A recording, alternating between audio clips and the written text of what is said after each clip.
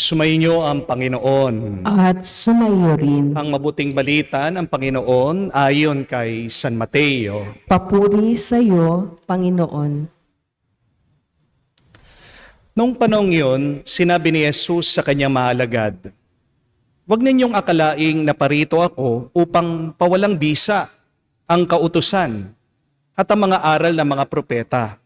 Naparito ako hindi upang pawalang bisa, kundi para ipaliwanag at ganapin ang mga iyon.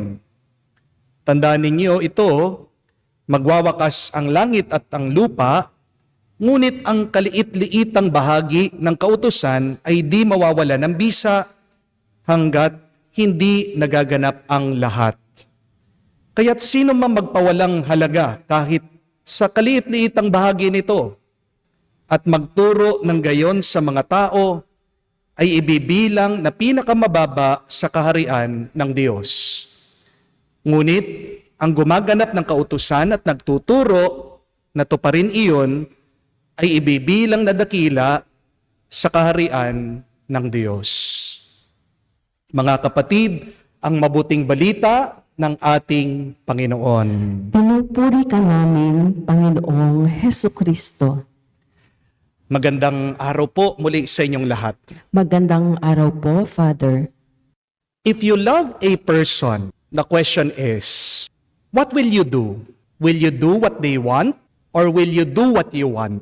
Ano po sa tingin niyo? Kung mahal mo ang isang tao, anong gagawin mo? Yung gusto niya o yung gusto mo? Halimbawa, meron kang nililigawan. Very active siya, very healthy siya. Gusto ng nililigawan mo, mag-gym kayo. Ikaw naman, ang hilig mo, kumain lang. Ang tanong, ano ang gagawin mo? Ano ang uunahin mo? Yung gusto na nililigawan mo o yung gusto mo? Siyempre, dahil mahal mo yung nililigawan mo, gagawin mo yung gusto niya. Di po ba? Halimbawa, isa pa po. Kayo pong mga mag-asawa, yung misis mo, gusto niya mag-grocery kayo. Yung asawa mo, gusto niya mag-shopping kayo. Habang ikaw naman, ang gusto mo, magpahinga na lang. Ikaw gusto mo, maghiga muna, matulog muna sa bahay.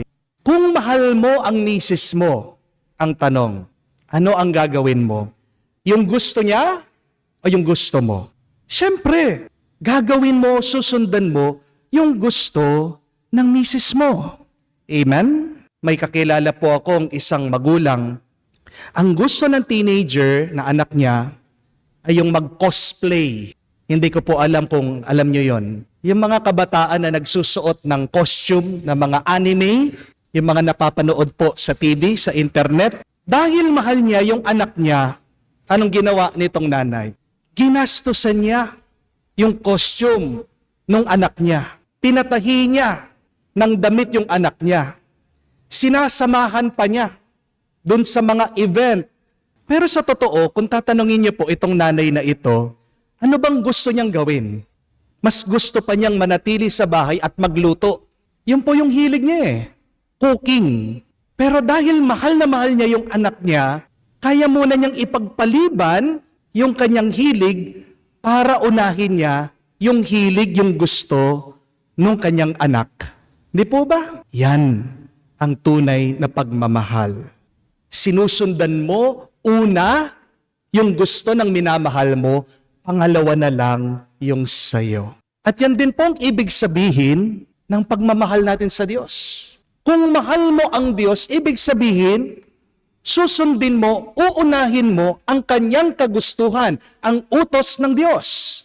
Amen? We follow God's law and commandments not because we are afraid. We follow God's law and commandments because we love God. Amen? Kaya nga po sa ating ebanghelyo, yan ang pinapaliwanag ni Jesus. Hindi siya dumating para pawalang bisa ang kautusan ng Diyos Ama. Pero dumating si Jesus para tuparin lahat ng kagustuhan ng kanyang Ama. Kahit na yung pinakamaliit na batas. Jesus loved God the Father so much that He would follow even the smallest law or commandment. At ang pagsunod ng ating Panginoon ay may tuwa, may galak. Yun po ang mababasa natin. In Psalm 119, it says, "Your laws, O Lord, give me delight." Yan ang pagmamahal sa Diyos. Yung pagsunod mo sa kagustuhan niya, kinatutuwa mo. Yung pagtupad mo sa batas ng Diyos, kinagagalak mo. Alam na alam mo ng isang tao ay nagmamahal kasi may tuwa sa pagsunod sa gusto ng kanyang minamahal. Amen? Walang pagmamahal sa iyo kung sumusunod ka pero nagdadabog ka. Amen? Kaya tandaan niyo po yan, hindi lahat ng sumusunod sa Diyos ay nagmamahal. Ang iba ay napipilitan lang. Maganda pong pagnilayan niya, mga kapatid. Tayong mga nagsasabi na mahal natin ang Diyos. Ano ang unang ginagawa natin? Ang gusto natin o ang gusto ng Diyos? Ano ang mga utos ng Panginoon na hanggang ngayon hindi natin magawa-gawa o pinagpapaliban natin? Kapag sumusunod ba tayo sa Diyos, may tuwa ba, may galak ba sa ating puso? O tayo ay nagagalit? O tayo ay napipilitan lang? Mga kapatid, mag-ingat po kayo kapag sumusunod lang kayo sa kautusan ng Diyos dahil natatakot kayo na pumunta sa impyerno. Dahil kung sumusunod ka sa Diyos, dahil gusto mo lang na makapunta sa langit, ibig sabihin hindi mo naman talaga mahal ang Diyos. Di po ba? Kapag sumusunod ka lang doon sa kanyang kagustuhan, kasi may hinihintay kang kapalit o gantimpala, ibig sabihin wala ka naman talagang ugnayan at relasyon kay Jesus. Wala kang pagkakaiba sa nagtatrabaho sa kumpanya kung ganyan ang iyong pag-uugali. Di ba? Pwede ka naman magtrabaho sa kumpanya, pwede kang sumunod sa kagustuhan ng boss mo, kahit na walang pagmamahal sa puso mo sa kanya. Bakit sinusundan mo ang kagustuhan ng iyong boss, ang kanyang utos? Kasi gusto mo makatanggap ka ng sweldo. Di po ba? Kaya marami po mga nagtatrabaho, miserable. Bakit po malungkot ang marami mga empleyado? Kasi nagtatrabaho sila na walang pagmamahal. When you work without love, that is labor. But when you work with love, that is joy, that is life, that is fulfillment. Amen? Remember this, my dear friends. If you think that Christianity or Catholicism is just following rules or laws just to get to heaven, then your religion is a prison. True religion should be a relationship with God and with Jesus. The goal of our religion is to have a genuine, true relationship with our Lord. Dahil kapag ang ating ugnayan kay Jesus at sa Diyos ay totoo, may pagmamahal, may tuwa, may galak. Ano po ang sabi ng mabuting balita ni San Juan? Tayo'y magkakaroon ng buhay at buhay na umaapaw. Ang sabi pa nga po ng ating first reading kung tayo po ay sumusunod sa kautusan ng Diyos, kung meron tayong totoong ugnayan sa Kanya, hahaba ang ating buhay at tayo ay makikinabang sa bunga ng lupain na ibibigay ng Diyos sa atin. Tandaan niyo po ito, ang pananampalatayang walang pagmamahal ay parusa at kulungan. Religion without a relationship with God is a prison and a punishment.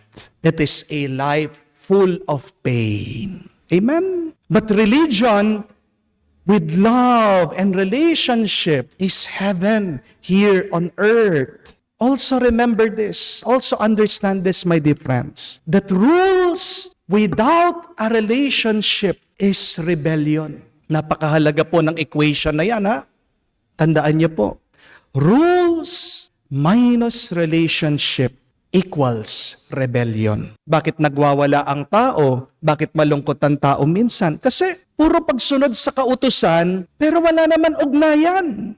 Palagi ko pong advice, payo yan sa mga mag-asawa, para din po sa mga magulang, sinasabi ko, correction without connection is condemnation. Hindi lalambot ang puso ng isang tao sa iyo. Hindi mahuhulog ang loob ng isang tao sa iyo. Walang tuwa sa pamilya, sa relasyon. Kung palagi mong pinagsasabihan, pinagsasalitaan, pinaparusahan, na wala namang pagmamahalan. Bago mo ituwid ang isang tao, kapatid, ibigin mo muna siya. Amen? We must change our understanding on God's laws. We must see God's laws not as limiting our freedom, but God's laws, God's rules, God's commandments are just an expression of His love. Tanong ko po ito sa inyo. May isda ba na lalaki sa labas ng tubig? Wala po, di ba? May ibon ba na mabubuhay, magiging masaya, kung under the water siya, nasa tubig? Wala po, di ba? May aso ba na mabubuhay kung lalagay mo yan sa outer space? Wala po, di ba? Tignan nyo, nilagay ng Diyos ang mga hayop na ito sa isang parte ng mundo. Kasi alam niya, diyan sila lalago, lalaki, at mabubuhay ng mabuti. At ganyan din po sa kautusan ng Diyos sa atin. Binibigyan tayo ng batas ng Diyos para maging mas mabunga, para umasenso ang ating pagkatao. Outside God's laws, you will never be happy. Outside God's commandments, you will never grow as a person, and you will never be the best person of who you can be. Kaya nga, kung gusto mong maging mas masaya sa iyong buhay pag-aasawa, huwag kang magpapanggap na binata o dalaga. Di po ba? Kung gusto mo magtagumpay sa iyong pag-aaral, huwag kang mag-aasta na parang di ka nag-aaral o wala kayong exam. Di po ba? Kung gusto mong mas lumigaya sa iyong buhay, mas umasenso, mas umangat sa iyong pamumuhay, huwag kang magpanggap na mayaman, na ngayon naman, alam mo, marami ka pang utang. Kung maalala niyo po yung napakagandang kwento tungkol sa alitaptap, sinabihan siya ng kanyang nanay na huwag lalapit dun sa liwanag ng kandila. Pinagbabawalan siya. Pero matigas ang ulo nung batang alitaptap, lumipad, lumapit dun sa liwanag. Ano po nangyari? Alam niyo po yung kwentong yan, di ba? Nasunog yung pakpak ng alitaptap, namatay siya. Binabawalan nung ina yung anak kasi nga mahal na mahal siya, gusto lang siyang iligtas sa kapahamakan. Kailangan nating unawain yan, mga kapatid. Ang pagbabawal ng Diyos sa atin ay tanda ng kanyang pagmamahal. Paalala lang po, kapag nagiging makasarili na tayo, yan na nagiging hadlang para maging mas mabunga ang ating pagkatao. Remember, selfishness is not a fruit of the Holy Spirit. Amen? Which means, when you are self-centered, you will not produce goodness in your life. Magdasal po tayo sa banal na misang ito. Naway, sa ating pagsunod sa lahat ng kautusan ng Diyos, ay maging tanda ng ating pag-ibig at pagmamahal sa Kanya. At naway sa ating pamumuhay sa Kanyang kagustuhan, yan din po ang maging daan ng isang masayang buhay para sa atin at pagpapakabanal pa ng ating pagkatao. Amen.